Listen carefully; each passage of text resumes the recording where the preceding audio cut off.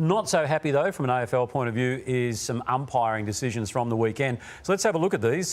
Controversy Corner returns. Well, this is the Gold Coast Suns and St Kilda match, and we're just highlighting right off screen here where Mac Andrew infringes Max King. We'll have another look at what happened here, and I'll get the experts to take us through. Was it a free kick?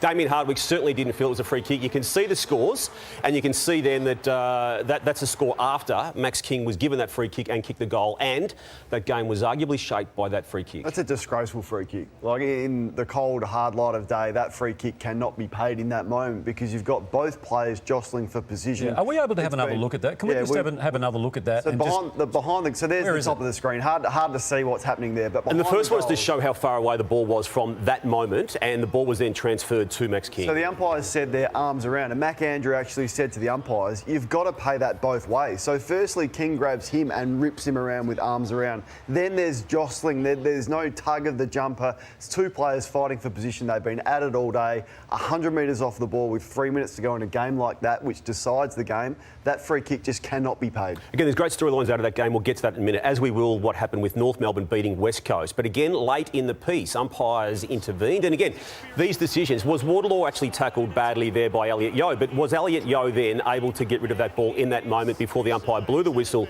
and paid the free kick to Simpkin, which he then took and went back and kicked a much required goal for North Melbourne. He didn't have much time, did he? But when I watched it live, I thought, is he in trouble here? I thought he could have been in trouble the way he dragged it back in.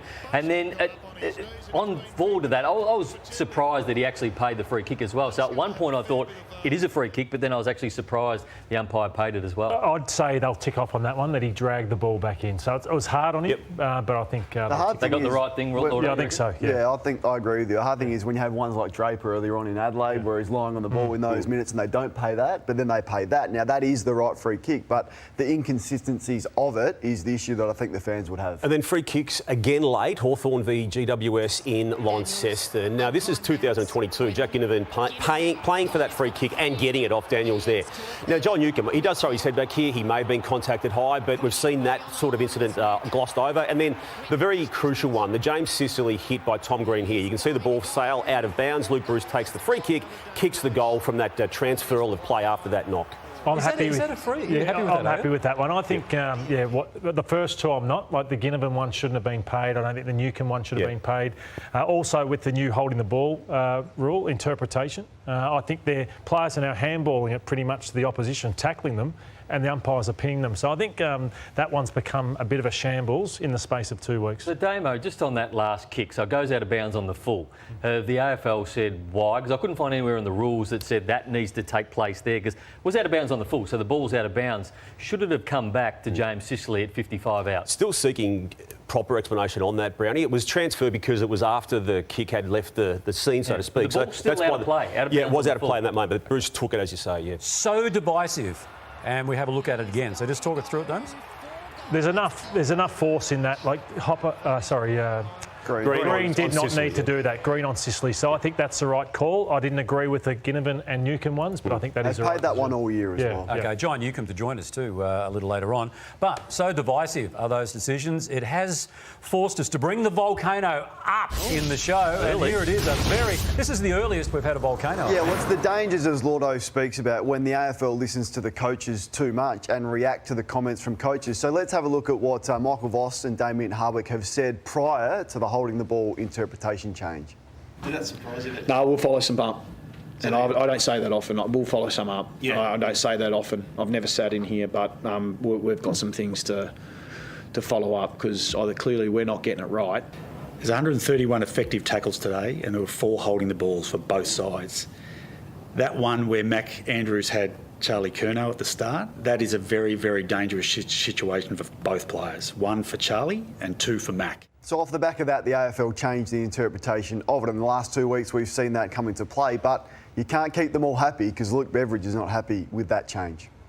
What happened last week was a reaction to some feedback from some senior coaches, but they were talking about situations where players were standing up in tackles and the request was for the whistle to be blown a bit earlier. Whether they've had prior opportunity or not, just blow it earlier. But now that's been taken into situations where players have been taken to ground. So they complain to get the rule changed.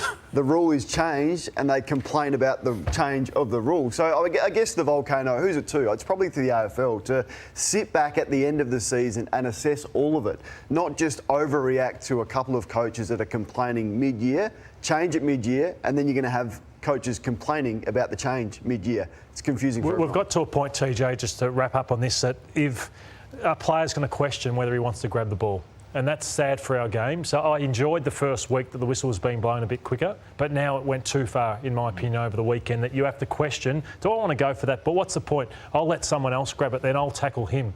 That's not really in the spirit of the game. OK, one coach who is very, very happy at the moment, regardless of the umpiring, that is Sam Mitchell, because suddenly the Hawks are being spoken about in September-esque fashion. And there's 700 plus players in the AFL, and is there one player who you'd want to kick the goal at the end of the game from a snap from the boundary? It is Luke Bruce. And Marbury-Child was probably closer, but they manufactured to get Brucey there, and he was always going to kick that goal. The Hawks are playing nice football. They're great to watch, and they've got a poor percentage, but they're certainly in the question mark of the 8, but that percentage is going to hold them back. That was a really good win for Hawthorn because they were under the pump and things weren't going right. They were just as good as the Giants at half-time, but they went in 3 goals down because they kicked poorly. Energies were down, and listen to what Sam Mitchell had to say, and then James Sicily on the impact of Mitchell's words after the game. I think both sides of the ball, we've given up a couple of goals that we would like to be able to stop with, some poor defensive structure and effort, and then also not being able to make the most of our chances at the other end. So there's a little bit of flatness amongst us. So I was just trying to really spark them up and make sure we've got a bit of energy about us in the second half. Yeah, it was a little bit frustrating because we felt like we were on top out there, but we weren't getting any reward for effort, and then they would score some easy transition goals. We've been really good at being able to defend sort of their D50 to 450 transition, so some deflating sort of feelings when they were scoring from that department. Excellent insight that was given there. They got a special player in Josh Weddle. The hitouts were 3-17 in the favour of the Giants in that last quarter, yet Hawthorn win the stoppages in that last quarter. We interviewed Josh Weddle on SEN during the week because he had a moment in gather round, and I think this gives you an insight into how special a player he can be.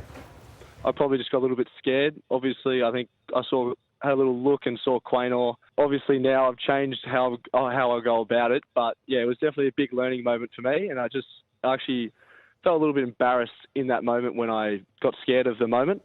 How's the honesty from a young player in his second year to say that? Because then he goes and responds. Look at his last quarter when the game is on the line. So he goes forward. He's nothing scared about that. Goes back with the flight of the ball. Takes a courageous mark. Didn't know what was coming. Kicked that goal. This should have been another goal if it wasn't for Kao Shadir having a brain fade on the goal line. Look at the scores there. Look at this player. And then Sam Mitchell said, I need you to go in the ruck because Reeves is out. He's got subbed out. So he goes into the ruck and does that and competes like that. So he's back. He's forward. He's back here with this big spoil. You're going to see him competing against Briggs, who would have, 15 kilos on him. So to compete, to go forward, to kick 2 goals, to go back and spoil, and to ruck, what an insight into a very, very special player. What I took out of the day was just how hard-working these Hawthorn half-forwards are. So Connor McDonald, Jack Ginnivan, Dylan Moore are sensational. Their work rates are absolutely massive. And this was Connor McDonald. So you can see it's 2-0 Hawthorn. So Connor McDonald, he gets that far back to support his team defence. That's Jack Ginnivan, the other half-forward. Their work rates are massive. There's Dylan Moore. The 3 of them all pushed back to support their defence. They got it wrong against Port Adelaide, that they probably held there too much and then they couldn't get the ball out, but they just get themselves involved so much. Connor McDonald, he's up here.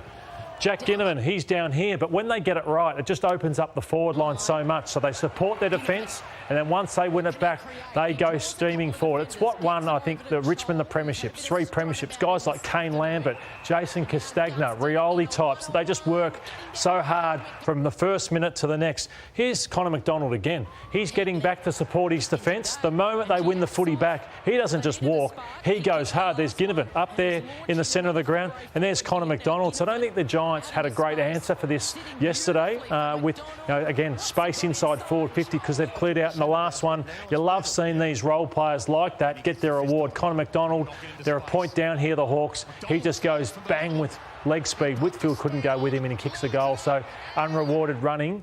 sometimes for those guys, but they're so important for the Hawks. Great stuff, Lordo and Kane there at the Plasma. Now, when we talk about Hawthorn being in the mix for the finals, how genuine is that prospect? Well, TJ, the endeavour with which they're bringing and have been doing so since Will Day return is extraordinary. Now, they've got a massive game, Dusty Martin's 300th game next Saturday. I reckon that moment is going to suit that club with where it's at the moment. Sam Mitchell's already embracing that. And then they've got a bye, then they've got the Eagles, then the Cats. And beyond that, there's Freo, Collingwood and Adelaide. So they're a massive chance to keep this run going. No, good on them.